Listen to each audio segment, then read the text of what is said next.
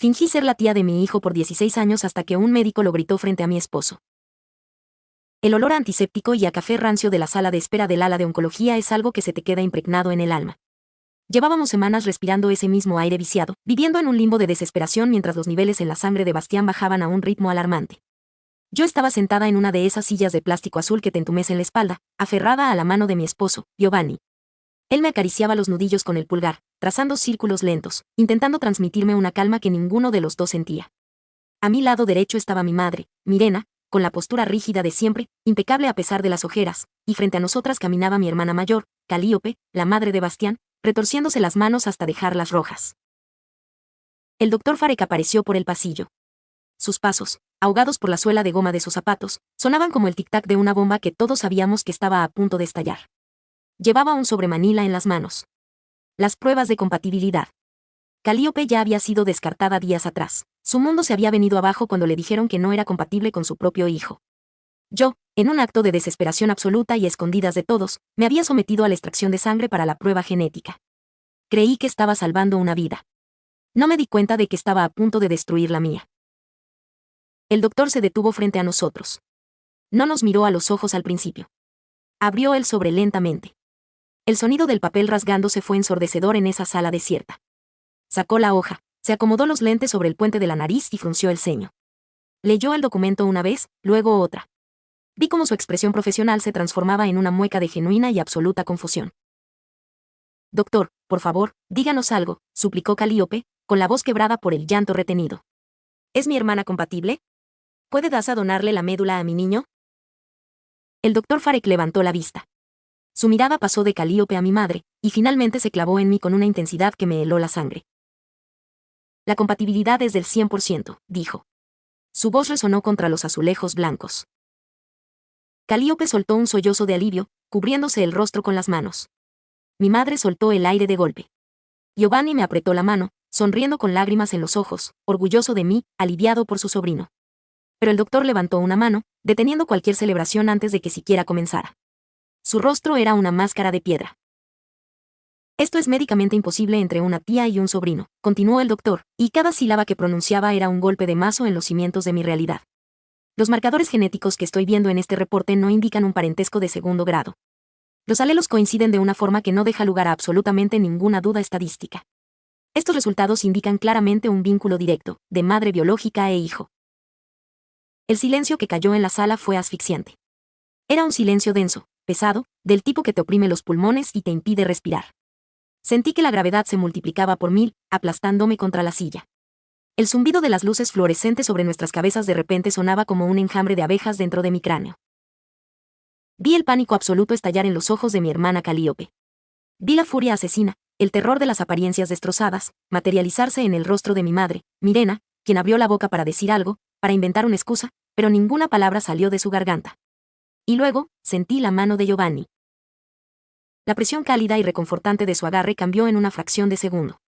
Sus dedos se aflojaron. Retiró su mano de la mía lentamente, como si de repente se hubiera dado cuenta de que estaba sosteniendo algo venenoso, algo podrido. Giré el rostro para mirarlo. Sus ojos, que apenas unos segundos antes me miraban con amor incondicional y devoción, ahora eran pozos oscuros de confusión, incredulidad y un horror profundo y visceral. Retrocedió un paso. Luego otro. Su mirada viajaba de mí al doctor, del doctor a mi hermana, y finalmente regresaba a mí, buscando una negación en mi rostro.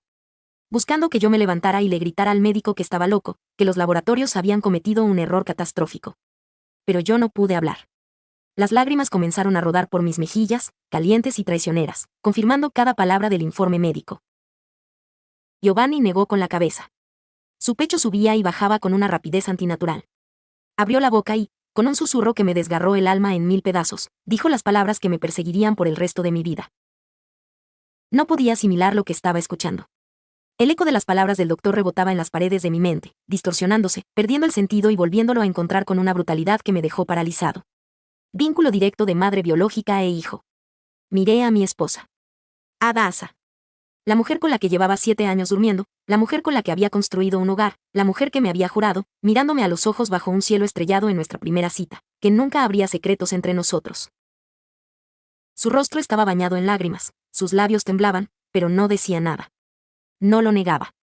La miré a los ojos, Esos ojos color miel que pensé que conocía mejor que los míos propios, y solo vi culpa. Culpa y terror. Todo encajaba de una manera tan grotesca que sentí bilis subiendo por mi garganta. Las veces que ella lloraba en silencio en los cumpleaños de Bastián. La forma en que gastaba su sueldo entero en regalos desproporcionados para su sobrino. La intensidad enfermiza con la que reaccionaba a cada pequeño rasguño o fiebre que el chico tenía desde que yo la conocí. Yo venía de un infierno. Mi primer matrimonio había sido una farsa monumental, una red de mentiras financieras y emocionales que casi me llevan al suicidio. Cuando conocí a Daza, le entregué mi corazón en las manos destrozadas y le rogué, le supliqué desde el primer día, que la honestidad absoluta fuera nuestra única religión. Ella me abrazó en aquel entonces, me besó la frente y me juró que era el libro más abierto del mundo. Y ahora, parado en el pasillo de este hospital, me daba cuenta de que la mujer a la que amaba no existía. Era un personaje. Un cascarón vacío que albergaba el secreto más oscuro y retorcido que una familia podía ocultar. La solté. Sentí asco físico al tocar su piel. Mi mente gritaba, exigiendo respuestas, pero mi corazón ya había empezado a cerrarse, levantando muros de acero para protegerse del golpe letal. 7 años, murmuré, mi voz sonando rasposa, ajena a mis propios oídos. Las lágrimas me quemaban los ojos, pero me negué a dejar que cayeran. 7 años durmiendo a mi lado, haciéndome creer que eras la mujer más transparente del mundo. Das estiró las manos hacia mí, como una niña pequeña pidiendo perdón, pero su madre, esa mujer calculadora a la que siempre desprecié en secreto, se interpuso, tratando de tomar el control de una situación que ya había detonado. Giovanni, por favor, querido, esto es un malentendido médico, las pruebas de ADN a veces, empezó a decir Mirena con esa voz melosa y manipuladora que siempre usaba. Cállate. Le grité. El grito resonó por todo el ala del hospital, haciendo que varias enfermeras asomaran la cabeza desde sus estaciones. Nunca en mi vida le había levantado la voz a nadie, menos a una mujer mayor, pero la hipocresía me estaba volviendo loco. Miré a Daza por última vez. La mujer de mi vida. La desconocida que me había engañado todos los días durante más de 2500 días. Me di media vuelta. No podía respirar. Necesitaba aire. Necesitaba salir de ese edificio que apestaba a muerte y mentiras. Caminé por el pasillo hacia los ascensores, escuchando a mis espaldas los sollozos de Daza, pero no me detuve. Mi matrimonio había muerto a las 3 de la tarde de un martes, firmado y certificado por un examen de médula. Lo vi alejarse por el pasillo, su espalda ancha encogiéndose con cada paso, y supe, con una certeza absoluta y devastadora, que nunca más volvería a abrazarme. Quise correr tras él, quise tirarme al piso y abrazarme a sus piernas, rogarle que me dejara explicarle, pero antes de que pudiera dar un solo paso, un ruido a mis espaldas me congeló la sangre por segunda vez en menos de 5 minutos. El sonido metálico de un soporte de suero golpeando contra el suelo. Me giré lentamente, sintiendo que mi cuello crujía por la tensión. Allí, a escasos 5 metros de nosotros, en la entrada del pasillo que conectaba con las habitaciones de aislamiento, estaba Bastián. Estaba pálido, casi translúcido, sin cabello por las rondas previas de quimioterapia, vistiendo esa horrible bata de hospital con estampados infantiles que ya le quedaba pequeña. Su soporte de suero estaba tirado en el suelo, las bolsas de líquidos derramándose lentamente sobre los azulejos pulidos. No sé cuánto tiempo llevaba allí. No sé qué parte exacta de la conversación había escuchado, pero su expresión me lo dijo todo. Sus ojos, mis propios ojos, me miraban con una mezcla de horror, confusión y una repulsión tan profunda que sentí como si me hubieran apuñalado en el estómago. Bastián. Susurró Calíope, mi hermana, su madre. Corrió hacia él, con los brazos extendidos, pero el niño, mi sobrino, mi hijo, retrocedió asustado, levantando las manos temblorosas para detenerla. ¿Es verdad?, preguntó Bastián. Su voz era apenas un hilo, áspera y frágil. Miró a Calíope, luego a mi madre, y finalmente, sus ojos se clavaron en mí. ¿Es verdad lo que dijo el médico? ¿Tú eres mi mamá? El silencio regresó. Mirena, mi madre, apretó los labios hasta convertirlos en una línea blanca y desvió la mirada. Calíope rompió a llorar de forma incontrolable, cayendo de rodillas frente a él, intentando tomarle las manos. Bastián, mi amor, escúchame, yo soy tu madre, yo te crié, yo te amo más que a mi vida, sollozaba Calíope, desgarrada. No me toques, gritó Bastián, y el sonido de su voz rompiéndose en la sílaba final fue el sonido más triste que he escuchado en mi existencia. Me miró de nuevo. La rabia pura comenzaba a reemplazar la confusión en su rostro demacrado. Dime la verdad. Por una maldita vez en tu vida, dime la verdad, Daza.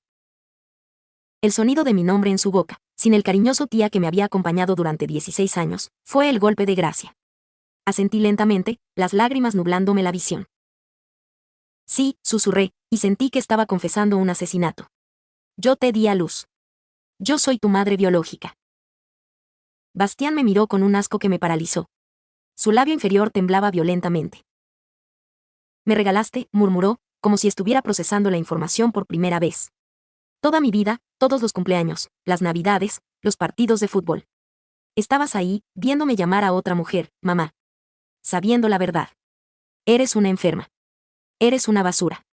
Eres una maldita cobarde que me botó como si fuera un pedazo de basura que no querías. No, mi amor, no fue así. Grité, intentando acercarme a él, pero mi madre me tomó del brazo con una fuerza brutal, clavándome las uñas, deteniéndome. Aléjate de mí.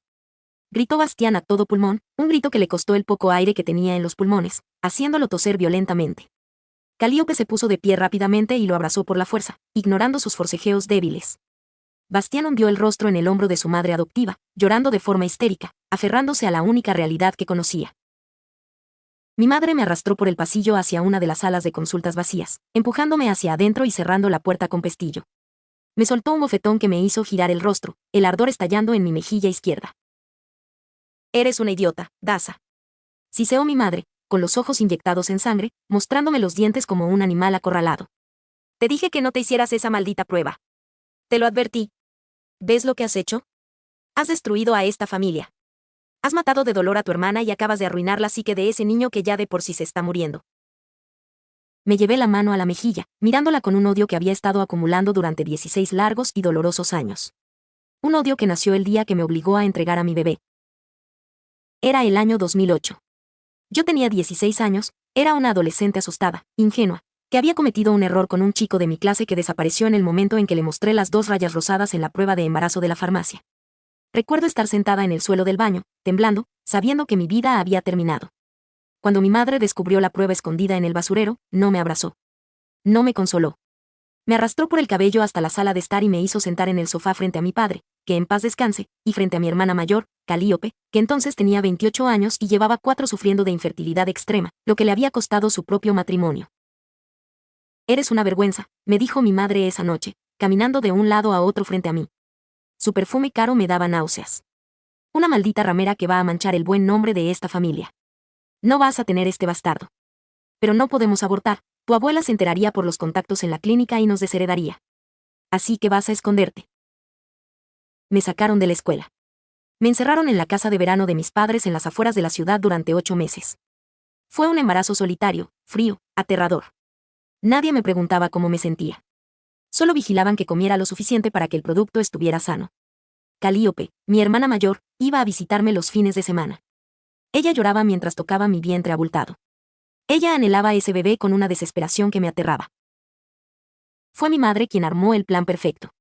Una manipulación maestra. Durante meses, me lavó el cerebro de forma sistemática. Me decía que yo era una inútil, que no sabía ni lavar mi propia ropa, que sería una madre desastrosa, que condenaría a ese niño a la pobreza y a la miseria, y que, sobre todo, le arruinaría la vida a todos. Calíope tiene dinero, estabilidad, amor para dar. Tú no tienes nada, me susurraba cada noche. Si realmente amas a esa criatura que llevas dentro, se lo darás a tu hermana. Es la única forma de que te perdone por la humillación que me has hecho pasar. Y yo, una adolescente rota, con la autoestima hecha pedazos y muerta de miedo, cedí. Di a luz en una clínica privada muy alejada de nuestra ciudad. Recuerdo el dolor, el sudor, la agonía física de traer a Bastián al mundo. Recuerdo el primer llanto de mi bebé. El doctor me lo puso en el pecho durante apenas 30 segundos. Esos 30 segundos fueron el único momento en toda mi vida en que fui su madre frente al mundo. Olía a vida, a sangre, a calor. Su pequeño puño se cerró alrededor de mi dedo índice.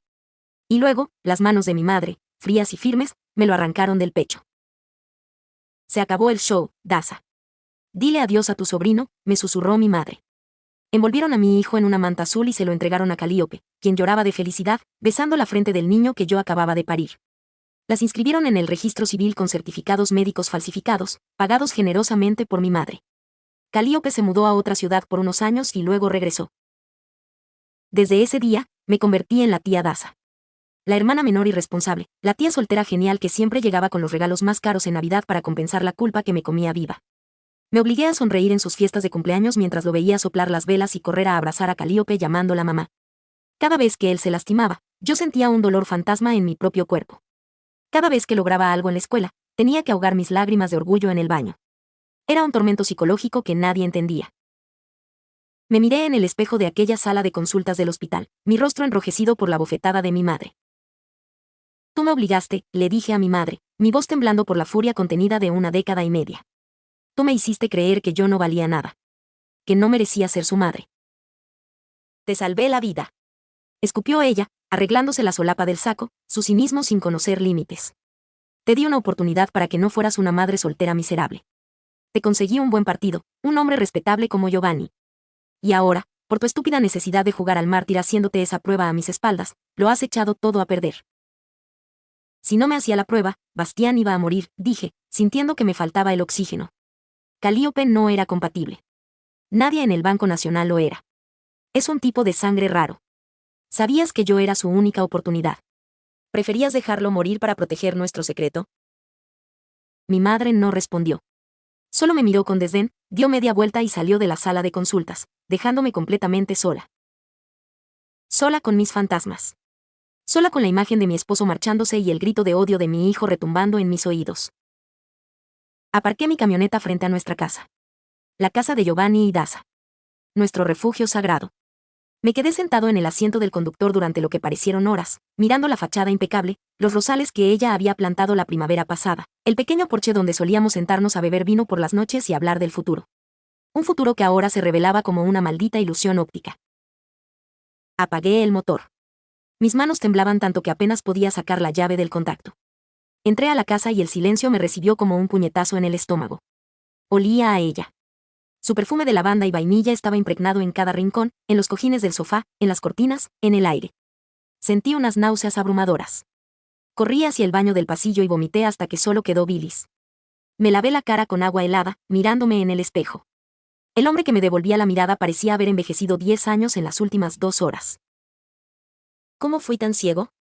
Me repetía la pregunta una y otra vez, golpeando mis nudillos contra el lavabo de porcelana hasta que los sentí magullados. ¿Cómo no lo vi venir? Yo, que me consideraba un experto en detectar mentirosos después de la pesadilla de mi primer matrimonio. Mi exesposa me había engañado durante 4 años. Llevaba una doble vida financiera, había falsificado firmas mías, me había dejado con una deuda que casi me cuesta la libertad, y para colmo, cuando la descubrí, inventó un embarazo para intentar retenerme. Fue un trauma psicológico que me dejó en terapia durante 3 años, incapaz de confiar en un solo ser humano. Entonces apareció Daza. La conocí en una galería de arte. Era dulce, un poco melancólica, pero parecía tener un corazón puro, libre de la malicia del mundo. En nuestras primeras citas, yo le fui brutalmente honesto.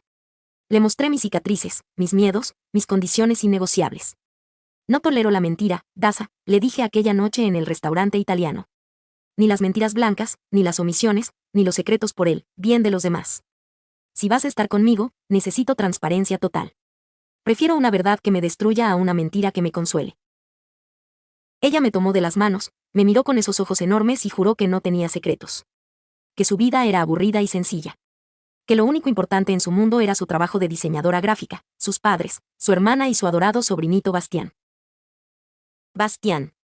Dios, cuando recordé a ese muchacho, se me rompió el corazón de nuevo. Yo había actuado como un tío político para él. Lo había llevado a pescar, le había enseñado a afeitarse la primera vez porque el exmarido de Calíope nunca estaba presente. Le había dado consejos sobre chicas, sobre el colegio. Yo veía la forma en que Daza lo miraba, con una intensidad que a veces me incomodaba, pero siempre lo justifiqué. Es la tía soltera, no tiene hijos propios, es normal que proyecte su instinto maternal en el sobrino, me decía a mí mismo. ¡Qué imbécil fui! ¡Qué absoluto imbécil! Caminé hacia nuestra habitación matrimonial. Abrí el armario y saqué mi maleta más grande. No sentía furia. Sentía una tristeza abismal, un vacío en el centro del pecho que amenazaba con devorarme entero. Empecé a guardar mis cosas.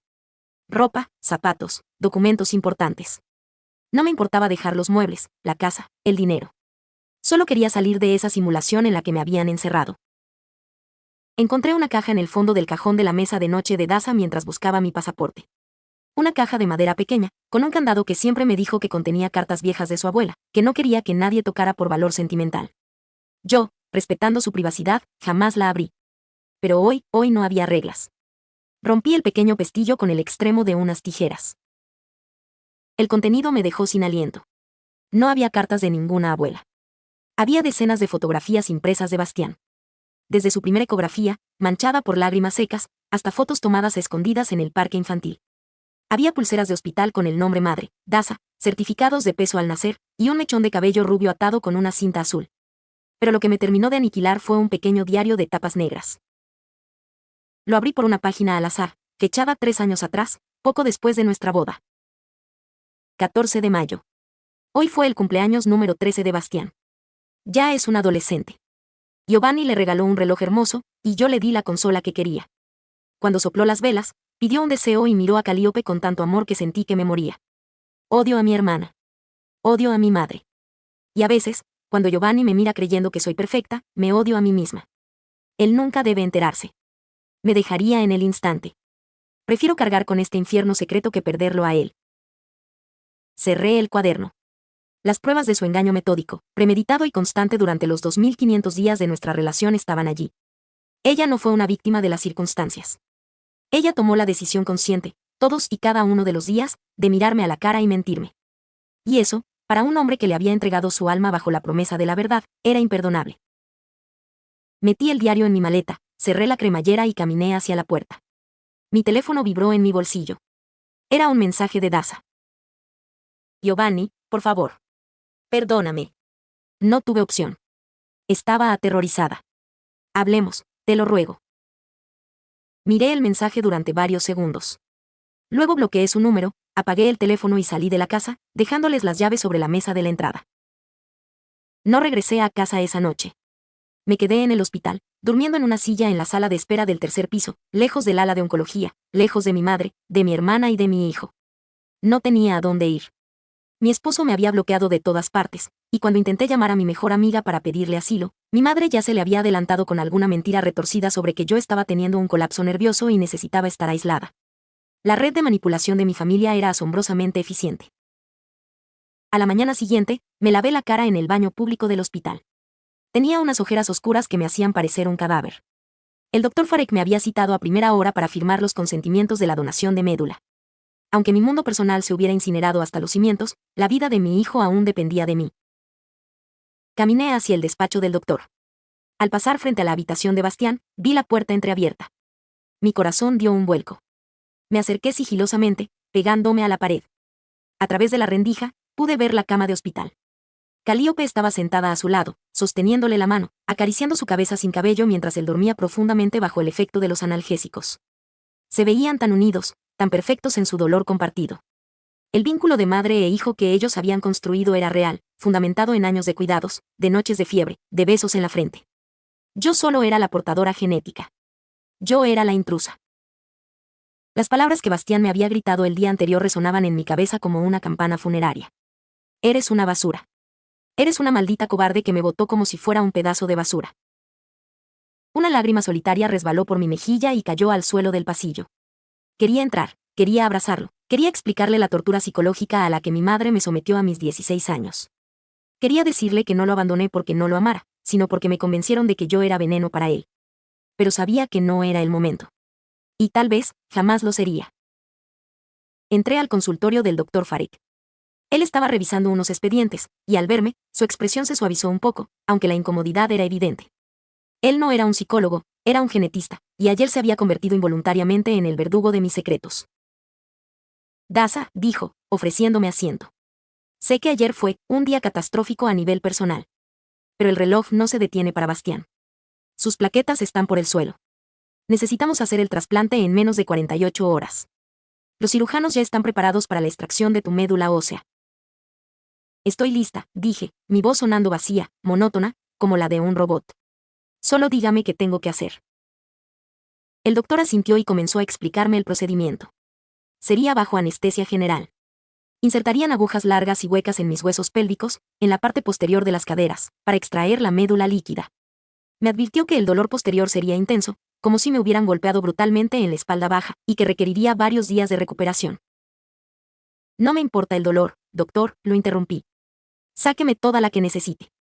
Sáqueme hasta la última gota si eso garantiza que él vivirá. Firmé los papeles sin leer la letra pequeña. No me importaba si me moría en esa mesa de operaciones. De hecho, una parte oscura y cobarde de mi mente deseaba no despertar de la anestesia. Sería la salida perfecta. Un sacrificio heroico al final de una vida de mentiras, y así no tendría que enfrentar los papeles de divorcio que sabía que Giovanni ya estaba redactando. Me ingresaron esa misma tarde. Me pusieron una bata de hospital idéntica a la de mi hijo. Mientras las enfermeras me canalizaban las venas de los brazos para los sueros preoperatorios, miré hacia la puerta, esperando irracionalmente que Giovanni entrara. Que apareciera por el marco de la puerta, con su chaqueta de cuero, me mirara a los ojos y me dijera, estoy furioso, pero estoy aquí. Pero la puerta nunca se abrió. El hombre que amaba, el hombre al que había traicionado con mi silencio cómplice, se había ido para siempre. El anestesiólogo entró, me sonrió amablemente y me inyectó un líquido frío a través del catéter. Cuenta regresiva desde el 10, Daza, me indicó con voz suave. 10. 16 años de mentiras. 9. La mirada de asco de mi esposo. 8. El grito de mi hijo. 7. La manipulación de mi madre. 6. La cobardía. 5. La soledad absoluta. 4. 3. Oscuridad. El proceso de separación legal fue el trámite más frío, clínico y eficiente de mi vida. Me encerré en la oficina de mi abogado durante horas, entregándole todas las pruebas de bienes, cuentas bancarias compartidas y escrituras. No quería pelear por nada. Le dije al abogado que ella podía quedarse con la casa, con los autos, con los ahorros conjuntos. Yo solo quería que mi nombre dejara de estar vinculado al suyo en cualquier documento legal sobre la faz de la tierra. ¿Está seguro de esto, señor? Me preguntó el abogado, un hombre mayor de cejas pobladas, mirándome por encima de sus gafas. Está renunciando a un patrimonio considerable. Generalmente, en casos de engaño tan prolongado, mis clientes buscan una compensación. Podríamos alegar daño moral, fraude matrimonial. No quiero su dinero, lo corté, tajante. No quiero verla. No quiero ir a juicios donde ella llore y me cuente historias tristes sobre su adolescencia. Quiero los papeles del divorcio redactados, firmados unilateralmente por mí y enviados a su habitación de hospital a través de un mensajero legal. Que me envíen la sentencia por correo. Me instalé en un hotel de larga estancia en el centro de la ciudad. El contraste era brutal. Pasé de vivir en una casa llena de luz, con jardín y un perro que ahora probablemente estaría confundido por mi ausencia, a una habitación de 30 metros cuadrados con olor a desinfectante industrial y una vista a un callejón oscuro. Pero, irónicamente, me sentía más seguro allí. Allí no había fantasmas. No había recuerdos falsos acechando en cada esquina. Las noches eran lo peor. Cuando apagaba la luz del televisor y el silencio de la madrugada me envolvía, los recuerdos de nuestra vida juntos me atacaban como balas perdidas. Recordaba nuestras navidades, la forma en que Daza reía cuando yo quemaba la cena. Recordaba nuestros viajes a la costa, la manera en que se aferraba a mi brazo cuando caminábamos por el malecón. Recordaba haberla amado con una intensidad que me daba miedo. Y luego, invariablemente, ese recuerdo hermoso era contaminado por la realidad. Mientras me sonreía, mientras me decía te amo, no hay nadie más transparente que nosotros. Ella estaba cargando el secreto de la maternidad abandonada. Me sentía sucio. Sentía que mi propia vida había sido un montaje de Truman Show. El jueves por la mañana, recibí una llamada de un número desconocido. Estuve a punto de ignorarla, pero algo me dijo que contestara. Giovanni. La voz al otro lado era áspera, temblorosa, ronca por el llanto. Era Calíope. Se me tensó la mandíbula. Si llamas para pedirme que vuelva con tu hermana, ahórrate las palabras, Calíope. Voy a colgar. No, no, no es por eso, se apresuró a decir ella, con un tono desesperado. Giovanni, Bastián, él pregunta por ti. El corazón me dio un vuelco doloroso. Cerré los ojos, apoyando la frente contra el cristal frío de la ventana de mi habitación de hotel. Calíope, yo ya no formo parte de su familia. Tú eres la única figura paterna constante que ha tenido, Giovanni, sollozó Calíope a través de la línea. Está destrozado. El trasplante se realizó ayer. Daza le donó la médula, y los médicos dicen que es un éxito preliminar, que el injerto parece estar prendiendo. Pero él está hundido en una depresión brutal. No quiere comer, no quiere hablar conmigo. Solo mira al techo. Ayer me preguntó si tú te habías ido por su culpa. Por ser un niño regalado. Sentí que se me rompía el alma. Bastián, ese chico brillante, divertido, con toda la vida por delante, estaba cargando con un trauma generacional que él no había pedido. Dile que no es su culpa, logré articular, con la garganta cerrada. Dile que es un chico increíble y que tiene que luchar para salir de ese hospital. Pero no puedo ir, Calíope. Si voy, corro el riesgo de cruzármela a ella. O a tu madre. Y juro por Dios que si veo a tu madre, terminaré en la cárcel. Daza ya fue dada de alta, dijo Calíope, y noté un tono gélido en su voz al mencionar a su hermana menor. Ella donó, cumplió su función biológica, y le pedí que se fuera. Le prohibí acercarse a Bastián. Los abogados están tramitando una orden de restricción si es necesario. Esa mujer destruyó la paz de mi hijo. No volverá a verla. El cinismo de la situación era aterrador. Calíope, quien había sido cómplice del secreto durante 16 años, quien se había beneficiado de la mentira de Daza para cumplir su sueño de ser madre, ahora desechaba a su hermana menor como si fuera un trapo sucio después de exprimirle hasta la última gota de vida. Toda la familia estaba podrida. No iré, Calíope, dije finalmente, forzando mi voz para que sonara firme. Mi relación con ustedes ha terminado. Que se recupere. Adiós. Colgué el teléfono, lo apagué y lo arrojé sobre la cama. Me senté en el suelo, me abracé las rodillas como un niño pequeño, y por primera vez desde aquel día en la sala de espera del hospital, lloré. Lloré por el matrimonio que había perdido. Lloré por la mentira que había vivido. Y lloré por el sobrino que ahora sabía que no era mi sobrino, sino el hijo descartado de la mujer que yo creía conocer. Desperté en la sala de recuperación sintiendo que me habían clavado 2 cuchillos oxidados en la base de la columna vertebral. El dolor era sordo, profundo, irradiando hacia mis piernas con cada respiración. Abrí los ojos lentamente, cegada por la luz blanca de los tubos fluorescentes. Giró la cabeza hacia la izquierda. Una enfermera ajustaba el goteo intravenoso. Hacia la derecha, había una silla vacía. Nadie. Absolutamente nadie estaba allí. En los días siguientes, la soledad se convirtió en mi única compañía. El dolor físico de las incisiones en mi pelvis era una distracción bienvenida de la agonía mental que me consumía. Los médicos vinieron, me informaron que la extracción había sido un éxito rotundo y que la médula ya había sido infundida en el torrente sanguíneo de Bastián. El injerto estaba siendo aceptado por su cuerpo de manera milagrosa. Él viviría. Él sanaría. Mi sangre, mi esencia, estaba reparando el cuerpo del hijo al que le había fallado en todo lo demás. Al tercer día, mientras me ayudaban a vestirme para darme el alta, un mensajero legal trajeado entró en mi habitación. Me entregó un sobregrueso manila, me hizo firmar un acuse de recibo y se marchó sin decir una palabra. No necesité abrirlo para saber qué era. El membrete del bufete de abogados de Giovanni brillaba en la esquina superior izquierda. El divorcio. Unilateral, sin disputas, sin reclamos. Él me estaba dejando absolutamente todo lo material para no tener que volver a cruzar una sola palabra conmigo. Era la forma más pura y absoluta de desprecio. Salí del hospital arrastrando los pies, sosteniéndome las caderas, tomando un taxi sola porque nadie vino a recogerme. Mi madre me había enviado un mensaje de texto lapidario la noche anterior. Has deshonrado a esta familia por segunda vez. No nos busques. Mantendré económicamente tus gastos médicos, pero no quiero volver a verte la cara. Llegué a la casa. Nuestra casa. Giré la llave en la cerradura, empujé la puerta, y el vacío me golpeó como un huracán. Los armarios de Giovanni estaban vacíos. Su guitarra no estaba en el rincón de la sala. Sus libros habían desaparecido de las estanterías. Solo quedaba mi ropa, mis muebles, y una pila de fotografías de nosotros sonriendo, ajenos a la tragedia inminente. Sobre la isla de la cocina, reposaba su anillo de bodas, frío y solitario. Han pasado 9 meses desde el día que se reveló la verdad. He pasado los últimos 270 días en una espiral de terapia intensiva, medicación psiquiátrica y un aislamiento autoimpuesto. Vendí la casa. No podía soportar vivir entre los fantasmas de una relación construida sobre arenas movedizas. Compré un departamento pequeño, austero, en el otro extremo de la ciudad. Fui un cobarde. Lo admito. Fui un cobarde a los 16 años al no luchar por mi hijo contra los abusos de mi madre, y fui una cobarde adulta al no tener el valor de ser honesta con el hombre que me amaba por miedo a que me dejara. Irónicamente, el miedo a perderlo fue exactamente lo que provocó su partida. Mi terapeuta dice que fui víctima de un abuso psicológico sistemático por parte de mi madre, que yo estaba traumatizada y que el secreto fue un mecanismo de supervivencia. Pero esas palabras suenan a excusas baratas cuando veo las consecuencias de mis actos. A veces, creo perfiles falsos en redes sociales solo para ver cómo está Bastián. Hace poco, Calíope publicó fotos de su graduación de la preparatoria. Él se veía hermoso.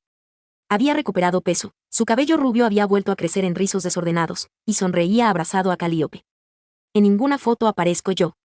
En ninguna mención estoy incluida. Para el mundo, y para él, la tía Daza desapareció de la faz de la tierra. La mujer que le dio la vida y le salvó la vida con su médula ósea, es un monstruo innombrable en su historia. No intento contactarlo. Respeto el límite que mi hermana y él han establecido. Sé que mi presencia solo le traería dolor, confusión y recordatorios de un trauma que apenas está intentando sanar. El otro día, caminando por el centro comercial, creí ver a Giovanni. Llevaba una chaqueta diferente, caminaba junto a una mujer que no conocía, y se reía de algo que ella le decía. Su risa resonó en mis oídos, libre de la carga de mis mentiras. Me escondí detrás de una columna de cristal, sintiendo que el corazón se me detenía. Se veía feliz. Se veía en paz. Había logrado reconstruir su vida lejos de la toxicidad de mi existencia. Yo, en cambio, regreso a un departamento vacío todas las noches. Ceno en silencio, miro las paredes en blanco y repaso cada decisión, cada omisión, cada silencio cobarde que me trajo a este abismo. He aprendido a la mala que ningún secreto, por profundo que lo entierres, por nobles que creas que son tus motivos para ocultarlo, se queda enterrado para siempre. La verdad tiene una forma violenta y sangrienta de salir a la superficie, arrasando con todo lo que amas en el proceso. Ahora solo escucho el silencio en esta casa, porque sé que él jamás volverá, y mi castigo será recordarlo cada maldita noche. Si esta historia te dejó pensando, suscríbete para más relatos que te harán cuestionar todo.